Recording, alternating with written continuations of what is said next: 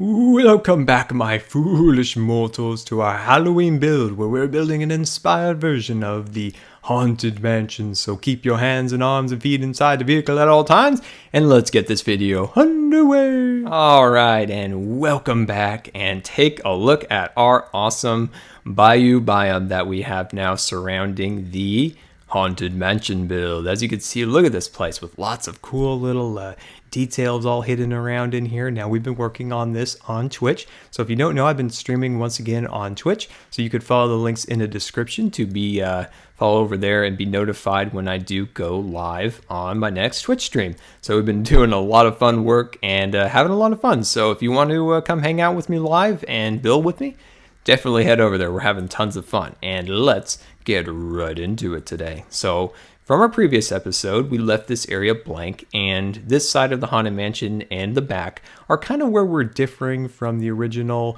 the Lancaster house, and also the Disneyland Haunted Mansion, because this side of the house is much different than what we're going to do, and also the back of both these houses, I don't have any pictures or anything like that. So these are all kind of different looking areas, but that's why we're making this kind of like the houses in a real setting. Like, people are living here, there might be a little bit of sinisterness going on inside. So what I've done here is extended the wall all the way across. So not changing any dimensions, just getting some legwork done. And then, as you can see, I've kind of mapped out where I want these pieces here, similar to what we've done on all the other levels. It's 4 blocks out, so 1, 2, 3, 4. And this 5th block here is a decorative block, similar down here, 1, 2, 3, 4. The wrought iron goes on the 4th block, and the 5th block is just a decoration. So let's get into it. And today, I want to talk a little bit more about the people who created the Haunted Mansion. Now, you guys have been asking a little bit more about kind of the Imagineers that I've talked about. Kind of what is that? Who are these people? So I decided I'd, talk a little bit more about that. Sometimes I do get a little distracted when I'm going into some history commentary and talking about different things. I can get off track a little bit because I'm trying to, keep the video going and trying to remember dimensions and styles and stuff. It all kind of becomes a bottleneck. So sometimes I get a little off track, so I do apologize about that. But let's start with Imagineering. So Imagineers are kind of a blending of engineering and imagination together. So you can kind of hear it in the name, Imagineers. So you kind of hear the imagine, you kind of hear the engineering in it. The original kind of division that was created to build Disneyland, the original park, of course, was called WED Enterprises. Now, WED Enterprises were the initials for Walt Disney, so Walter Elias Disney. And this was created separate from the Walt Disney Company. There's a lot of history that goes into that part that we just don't have time to get into, but they wanted to keep a lot of this separate because of a lot of people didn't have faith that Disney would work, Disneyland would work, and they wanted to keep some of this stuff separate from the company in case it were to fail. So from this block right here on the wrought iron, we're going to go 1, 2, 3, 4, 5, 6. And of course, on the 6th block, we go all the way up, and we bring this all the way across, and we just make a small little triangle in the middle like that. And voila, looking super snazzy. So there were a lot of, things that they kept separate back in those days. They wanted to make sure that there were no characters in the park that might get a tarnished reputation for being a part of Disneyland that if it were to fail. So that's why, you didn't really see Mickey Mouse in those very early days of Disneyland. They actually allowed Tinkerbell and, Dumbo, different things that were less popular characters into the park. Kind of an interesting little history there. So from this block, we're going to go 1, 2, 3, 4, 5, 6. And of course, on that 7 block, we go all the way up. So back in the day, Walt actually, he mortgaged his house. He took out his life insurance policy. He sold his vacation home in Palm Springs. Like, he put all of his finances kind of on the line for Disneyland back then. And he was all in on it, and he got a lot of different. Oops, did we get something? Yes, we needed to go 1 block over. He got a lot, and he did so much legwork back in those days to try to get corporate sponsors and just everything he could to try to imagine his little kingdom that he wanted to create. It was like, some people refer to it as his third child, that he put so much energy, so much time into it to try to make sure that this, kind of worked. There we go. Well, look at that, looking super snazzy. So now we'll just kind of continue it up here. Now, some of the original Imagineers that worked on it were, Herbert Ryman, just one of the greatest Disney artists of all time. He had an amazing life history. He traveled, the world in like the 30s, and it was like about the early 30s. He traveled the world. Think of the world, what the world was like back then. He traveled all over the world. So many like different countries that are radically different today, and he got so much life experience from all these trips abroad, and he brought a lot of that experience to Disneyland and all the Disney parks that he worked on. He was a conceptual artist, and he would paint out these amazing paintings for giving inspiration for the lands that he was about to create. So he was one of the originals. Harper Goff was also one of the original people who worked on it. He was a set decorator for Hollywood, and he was instrumental in getting the Jungle Cruise off the ground too. And he worked a lot in the early days, especially when Disneyland was just going to be a small park across from the Disney Studios in Burbank. There we go. Get that all the way across. Beautiful. Awesome.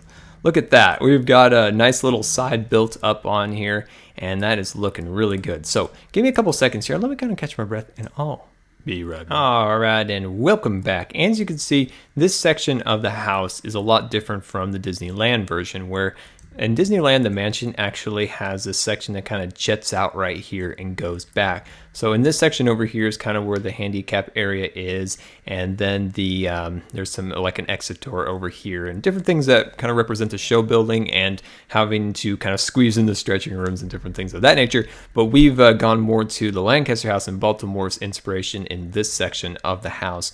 And then, of course, on the back, there's not really any known pictures of either house from the back, so we'll just come up with our own back here. So let's get started here. Once again, kind of lay this out. There we go. 1, 2, 3, 4. Perfect. So I was kind of giving out a little bit of information on some of the other Imagineers. So the next one I want to talk about a little bit is Bob Gurr. Now, he was a mechanical type Imagineer for when Disneyland was getting built, and he I don't believe he really had any engineering education or anything. He was a body stylist for cars, and he was just an absolute he reminds me a lot of my grandpa. He kind of sets his mind to something and is like, that's what I want to do, I'm going to do it. And he just became kind of self-taught engineer.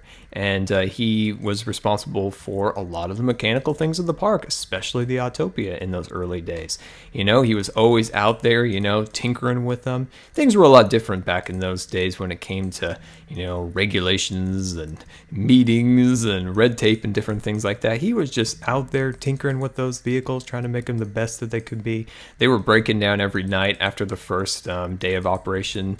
I believe there was only one usable vehicle on that day. The rest of them had all broken down, and he's out there every night just tinkering away at those, trying to make those things work. Just things were a little bit different. Nowadays lots of rules and regulations and meetings and different things like that. He always brings up that when he talks about things like that. I've met Bob Gurr once, just got him to sign my art book, kind of like Extencio, and so there was him. So let me count this out real quick here. So from this block here, we're going to go 1, 2, 3, 4, 5, 6. And then on the 7th block, we're going there. And then 1, 2, 3, 4, 5, 6, 7, 8, 9. 1, 2, 3, 4, 5, 6, 7. Perfect. Wonderful. And then we're kind of back that off there. So I'm trying to remember, some of the Imagineers in those early days. If you've never seen the artwork of let me just get this all settled here. John Hench or Herbert Ryman, who we spoke about before, definitely check them out. Definitely search those names and look at some of the amazing art that they produced back in the day. Just absolutely amazing stuff.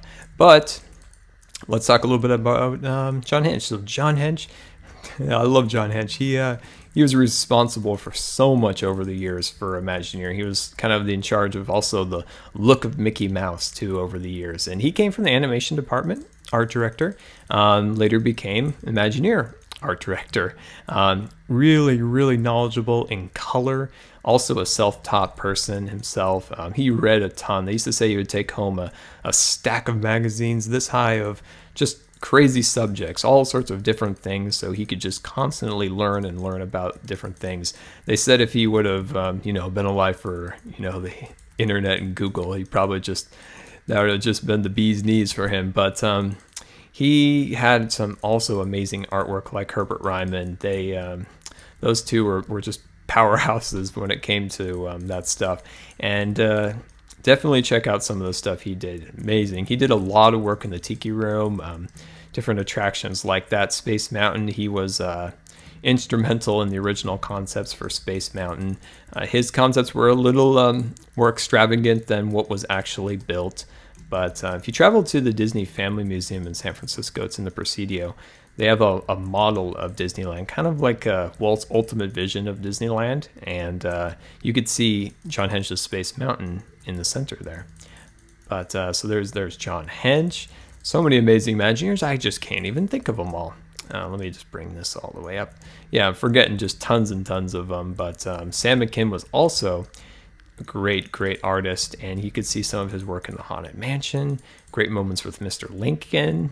Some of those, of course, weren't opening day attractions, but I know he was involved in the early days. Of course, Mark Davis, we spoke a lot about him. He came a little bit later in Disneyland's life when Walt wanted to bring a little more humor to the parks. He wanted to bring a little bit of humor to the Jungle Cruise, and he wanted Mark to go out there and to kind of liven up the place a little bit. He heard from a guest. Walt would frequent the parks. He would wait in the lines. He would listen to people. Walt was kind of like a little spy. He would sit in the corner and try to listen to a guest and see what they liked, what they didn't like, and then he would take it to his managers. He would never let his managers actually have eat in the back or have really a big maintenance building, but administrative building in the back, because he wanted them to be working in offices within the park, so they were constantly in the park hearing from guests and things of that nature. And he also wanted them to eat in the park and different things like that, so they could understand what the guests are eating, what they're doing, and stuff like that. So he overheard some guests talking about, well, we've already been on the Jungle Cruise before, and Walt was like, well, Disneyland's got to change, and let's bring Mark over. Mark, like I've talked about, he was an amazing animator, and he could add life to things. So if they had kind of an animated animal of some kind, and he's going through the paces, but he could bring really a lot of life and humor and different things to that animation piece. And that's what Walt thought he could do within Disneyland with audio animatronics. And he went on from the Jungle Cruise. He created the pole where the rhino is trying to poke him in the butt. Yeah, different things like that. Then he would go on, of course, for Pirates of the Caribbean and the Haunted Mansion and America Sings, and just tons and tons of different things like that. But so he was instrumental in those early days, kind of bringing humor into the parks. His wife, Alice Davis, she would become a costume designer within Imagineering, especially for the Haunted Mansion. It's a Small World. And did we get this all the way? Yeah, perfect. It's a Small World. And then some of those. See, I've also met her at the same kind of event that I met some of those guys at. She's super nice. Super nice. There we go. Get that in there. And then let's see, put that right there and get that across there, and awesome. Everything is awesome. So get that in there, and then we'll continue this over here. So still trying to think of some of these people that I kind of look up to and look, how, kind of listen to how they design things. And that's kind of some where the inspiration for Minecraft builds come from, are these people that I'm talking about. And I'm forgetting so many of them. That's what makes me sad. There we go. And not an early Imagineer by any means, but there's another Imagineer that I look up to too, which he just retired, and his name was, let me just get out my glass. There we go, was Tony Baxter. Now you might be a little more familiar with some of his work. His work entitles Indiana Jones, Star Tours, Splash Mountain, Big Thunder Mountain. So some of those attractions if you're familiar with Disney parks. He was responsible for a lot of those attractions, and So that's another Imagineer that I look up to a lot. There we go, for his design and creativity and things of that nature. There we go. Perfect. All right, so give me one more second here. Let me kind of catch my breath, and we'll finish up those windows, and I'll be right back. All right, and welcome back. So let's work on some windows. So let's get up here and work on some more of these windows here by adding some more details. There we go. Open that up, and we'll just get started with that a little bit there. Okay, so down here, we'll work on these for a little bit. So we're gonna go 2 across, so 2 blocks. Whoops. Oh, no, we're making mistakes here. There we go. Open that up so that looks good. And these will just be, just a simple 2-wide window like so. But yeah, so I thought of some more Imagineers we could talk about.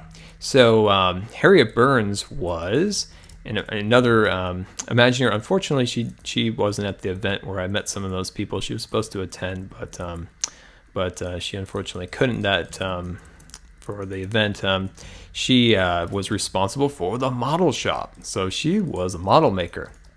And she worked, now we've moved out of some of the Imagineers from opening day. We've more moved into some of the ones of the 60s and things of that nature. But let's see, let me just count this out to make sure we're right. Yes, so we're going to move over to 4 blocks here. So 1, 2, 3, 4, 5.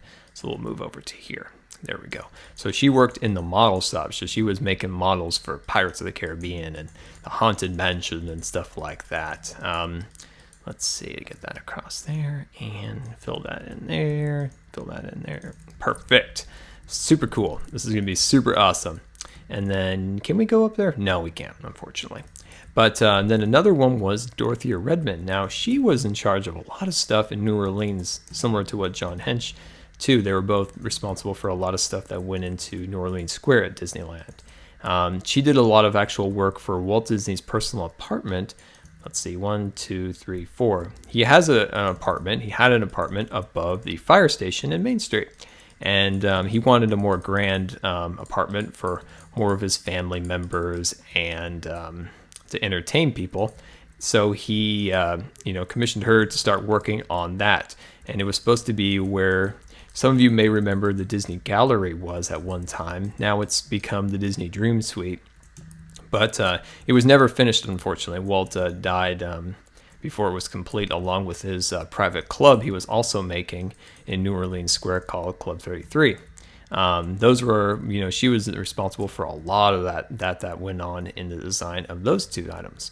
All right, so I didn't do the second story there. We can get to that in a little bit later, but let's move on to this next set right over here. So what we're going to do here is we're going to count here, 1, 2, 3, 4, and then on this block, we're going to open this up like so. There we go. Get that going here. So all these Imagineers I talked about, these people are all people I've studied and looked up to, and how they kind of, their artistic abilities and different stuff like that. What's interesting about them is that they were, for the most part, almost all of them worked, in animation. They were, making movies, making backgrounds, making, art decisions on color, different things like that. Then they move into kind of the real world, and they're building sets that people are walking through. They're walking through movies, if you will. And so I've always, these are people I've looked up to in their designs and stuff like that. They're very, especially in those days, incredibly artistic people. There we go. Perfect. Okay, now from here, we are going to go... we're going to go maybe... I'm not sure. Let me count from here. So this is kind of our walkway going in, and we're going to go from here. So let's open up the door. There we go. Let's give it some breathing room. So we'll give it 1 block breathing room. We'll run up the side here with a shutter. There we go. And we'll run it up on the other side like that. Okay, yeah, that works. So from the door, and then you'll go 1 block space, do shutters, window shutters, 2 spaces, and then to your next window. Awesome. Everything is awesome. There we go. And then we'll kind of flow this over to here. Good. Getting things done. We are getting stuff done. This house is really, really coming along, and is really becoming super awesome. There we go. And we don't want to forget, and I don't want to forget Extentensio. I know we did speak about him in the previous episode, that he was responsible for the Ghost Host, and also Pirates of the Caribbean song, you know, the Yo Ho Ho Pirate's Life for Me, and also the Grim Grinning Ghost in the Haunted Mansion. So don't want to forget about X, because we did already talk about him, but I want to make sure I talked about him because of those are pretty big deal. Those are pretty cool things that he did. All right, there we go. So yeah, so now we just kind of continue what we've done on either side of the window here, and also for the second story. So it's time for me to take my heart medicine. So give me 1 second. Let me finish up this these windows. Take that, and I'll be right back. All right, and welcome back. So we have completed most of the windows, if not all of them across here. So let's take a quick little look here. And yeah, so down below, of course, this is kind of how we space them out. And we continue that on the upper level. And then up here, we've done the same here with one space in the middle, and then going across 1, 2, 3, 4, 5, and then carried that across there. So that side is looking super snazzy. And yeah, so sorry the video ran a little bit long, but building and talking about things that I'm passionate about, I can just start to ramble. And of course, I still have to name off 2 more Imagineers. Mary Blair, which is responsible for a lot of It's a Small World, and an art director in animation. She was an amazing, amazing artist, and one of the only artists that Walt took home some of her art and hung in his own house. So that's saying a lot. And then Marty Sklar, who kept the Imagineering together after Walt passed away, and then later became head of Imagineering, different things like that. So there we go. So yeah, guys, I really appreciate you guys taking the time to watch the video today, and hopefully you enjoyed some of my ramblings about Imagineering and the things that I'm super passionate about. And yeah, so here's kind of the final, you know, look at some of the windows here. And yeah, I'm sure I made some mistakes, like right here. So we'll just fix that. So yeah, and I really appreciate you guys taking the time to watch my videos. And if you believe the video deserved a rating, that would be much appreciated. And until next time, we'll see you later. And don't forget to follow me on Facebook and Twitter. He didn't want to have a spooky house, or not that it wasn't spooky, and I'll get to that in a moment, but that it had you know, looked nice from the outside. But I find, and I don't know about you guys, but I find sometimes houses like this